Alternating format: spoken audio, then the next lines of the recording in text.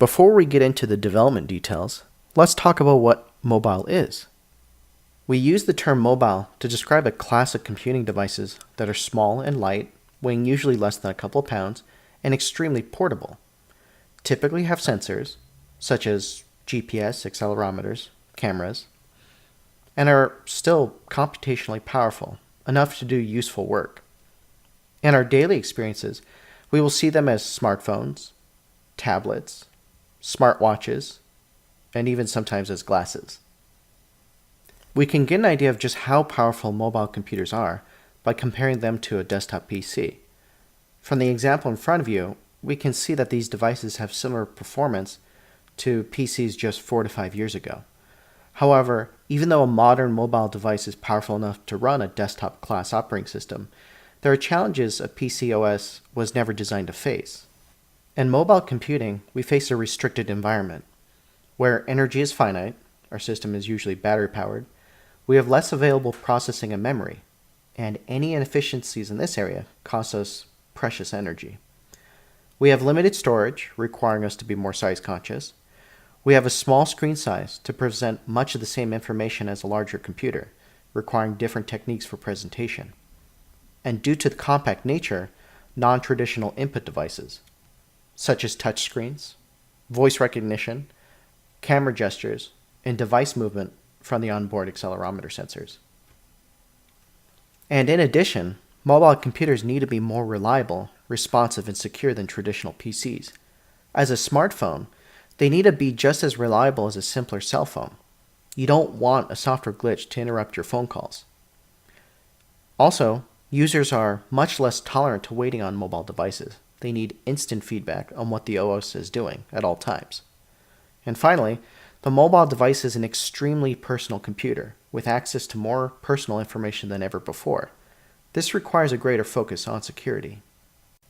This new computing environment requires an operating system that not only has sophisticated features as its desktop PC counterparts, but is streamlined, more reliable, and more secure.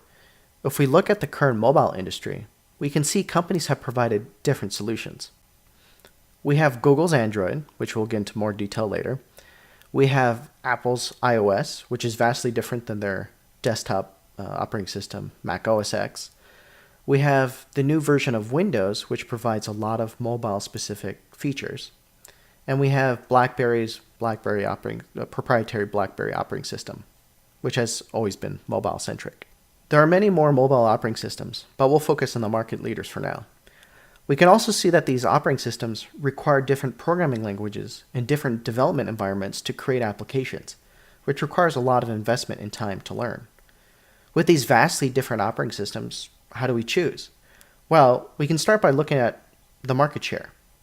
Android makes up greater than 80% of the market share, while being a relative latecomer to the mobile OS world, introduced after Apple's iOS and BlackBerry. But it continues to grow. Why is that? Well, let's take a closer look and see what Android is.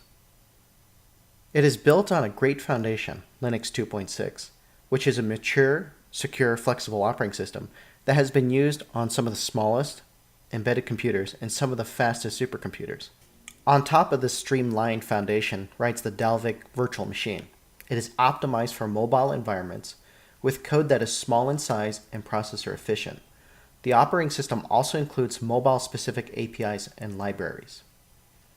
Java is a mature, object-oriented programming language that was designed to fix many of the issues the designers saw in C++. It has automatic memory management features that allow a developer to focus on, developing. In addition, developing for Android is even more efficient.